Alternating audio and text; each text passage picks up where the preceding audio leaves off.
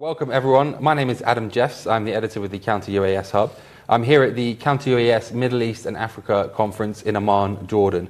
I'm joined here today by Dr. Whitney Grespin of the Irregular Warfare Initiative. Firstly, Whitney, could you please just give us a brief overview of what the Irregular Warfare Initiative is? Yes, thank you so much for having me. It's been a pleasure and an educational experience to attend this conference. And the Irregular Warfare Initiative is a joint project of the U.S. Military Academy at West Point and Princeton University's Empirical Studies of Conflict project.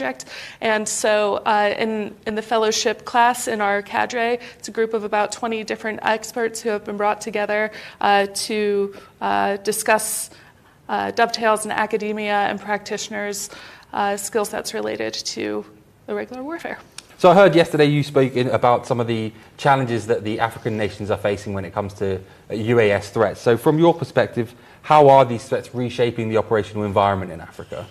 Yeah, thank you. So I think that the proliferation of commercial off-the-shelf or COTS technology that has been brought into the African theater, really it's the access, the easy access and commercial availability of these technologies that's reshaping the battlefield, as well as the fact that many of the non-state groups, violent extremist organizations, they are all coming up with tactics, techniques, and procedures to defeat traditional forces, and they are sharing them amongst themselves. So not only the availability, but the improvisation and the coordination of adversaries against state forces. Now, in terms of strategy and technology, do you see any gaps that you believe need urgent attention there? It seems to me that the industry and militaries and engineers are really delivering on the technology, so I would focus on the strategy piece and think about the need for coordination, harmonization, deconfliction across security forces and whole-of-government approaches to counter these threats. So going forward, what do you see as the biggest challenges that these nations will need to overcome in order to secure their nation and their borders against these kinds of threats? I believe that it's going to be mitigating the proliferation of the precursor elements, so either the commercial off-the-shelf technologies as they arrive, so that will include coordination with border authorities, departments of commerce, and other stakeholders along those lines.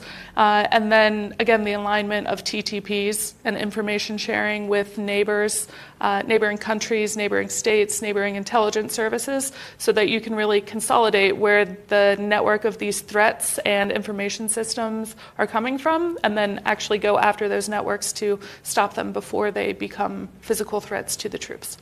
Thank you. Now, I mentioned we are here at the Counter UAS Middle East and Africa Conference, which is the first conference dedicated to the Middle East and Africa for Counter UAS. So why do you see it so important for industry, military, academia to come together at this conference to collaborate on these Counter UAS issues? Yeah, so I think that Africa has over 50 countries, and we have seen reports from over 11 so far, and those are reports. I'm sure that there are other countries who have experienced this threat and been victimized by this threat and haven't reported it. So if over 20% of the continent is already facing these issues, it's just going to grow.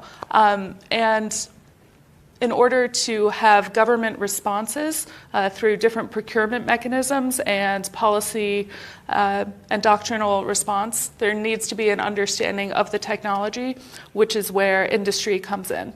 There needs to be an open dialogue between the buyer, the government, and the seller, industry, to make sure that the statements of work, the performance work statements, and really the delivery of the effects of the UAS and counter UAS systems achieve their full potential.